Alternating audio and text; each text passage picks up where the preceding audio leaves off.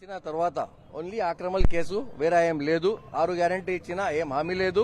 Only ఒట్టి మాట చేస్తున్నారు. పబ్లిక్ కి ఊకనే ఫాల్స్ మాట్లాడి పెట్టి ఈ రోజు మీరు గవర్నమెంట్ లో వచ్చిన తర్వాత మనం ఏమైనా ప్రశ్న చేస్తే in reverse we are getting the cases అంతే, వేరే ఏం లేదు.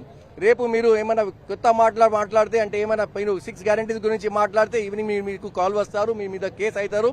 ఇదే మనకు ఏం పర్వాలేదు. బీఆర్ఎస్ పార్టీ పుట్టిన తెలంగాణ కోసం సర్వత పోరాటం చేసి తెలంగాణ తెచ్చిన బీఆర్ఎస్ పార్టీయే రేపు కాబోయి వచ్చిన ఎలక్షన్ లో కూడా తప్పకుండా కేసీఆర్ గారు ముఖ్యమంత్రి అవుతారు. ఈ మొత్తం అబద్దాలు ఏమైనా కాంగ్రెస్ చేస్తున్నారు, రేపు పబ్లిక్ ఆయన ఒక ఎలక్షన్ లో చూపిస్తున్నారు.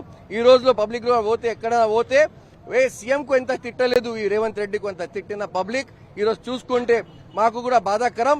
ఎందుకంటే ఒక చీఫ్ మినిస్టర్ అంటే అందరికీ ఒక నీతిలో చూడాలి. కానీ ఈడ ఓన్లీ క్యాడర్ కోసం మాట్లాడుతున్నారు, పబ్లిక్ కోసం ఏం పని చేస్తలేదు. ఆపోజిషన్ మీద కేసెస్ పెడుతున్నారు, అంతే, ఏం విరాయం లేదు.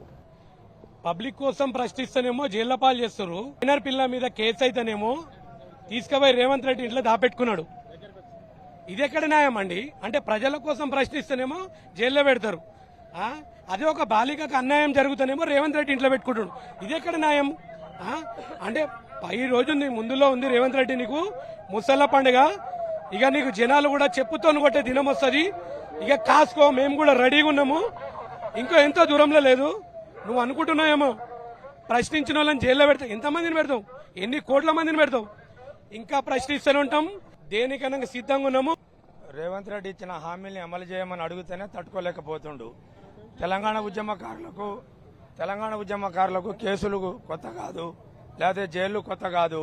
విద్యార్థి నాయకుడిగా ఎదిగి ఒక పార్లమెంట్ సభ్యుడిగా, ఒక ఎమ్మెల్యేగా, ఒక ప్రభుత్వ విప్పుగా నిరంతరం తెలంగాణ అస్తిత్వం కోసం పోరాడే బాల్క సుమన్ లాంటి వాళ్ళని గొంతు నొక్కి చెంచలు కూడా జైలు వేసినంత మాత్రాన మా ఉద్యమాలు గాని మా యొక్క పోరాటాలు ఆగవు.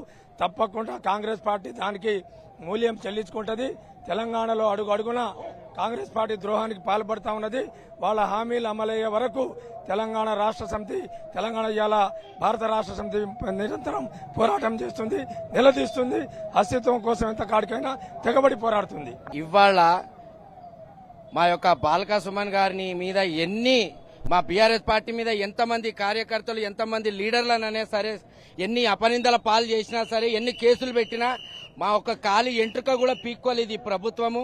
రేవంత్ రెడ్డి ఖబర్దార్, నువ్వు చేసే హామీలు ఇచ్చే హామీలు అయితే ఫస్ట్ నెరవేర్చు. లేని అబద్దాల హామీలు చెప్పి, మనసులోని మాయ మాటలు చెప్పి, పిచ్చి పిచ్చి మాటలు చెప్పి నువ్వు ఒక పిచ్చోడు అయిపోయినావు. కోతి చేతికి కొబ్బరి చిప్ప దొరికినట్టుగా ప్రభుత్వం నీ చేతికి వచ్చింది కాబట్టి ఇష్టానుసారంగా మాట్లాడుతున్నావు. ఏం మాట్లాడుతున్నావు నీకే తెలియదు. పొత్తులు లేస్తా వాళ్ళ మీద వీళ్ళ మీద నిందలు పెట్టడమే సరిపోయింది. ఈ ప్రభుత్వం ఎప్పుడైనా ప్రశ్నించే కేసులు, బీఆర్ఎస్ పార్టీ అంటే భయపడము, సుమన్ కు ఇవి జైల కోడ్ కొట్లాడడం ఏం కొత్త కాదు. ఉస్మానియా యూనివర్సిటీలో ఉద్యమ నాయకుడు, వారితో మేము అందరం కలిసి పనిచేసేలో మాకు కేసులు గీసులు కొత్తగా ఏం కాదు.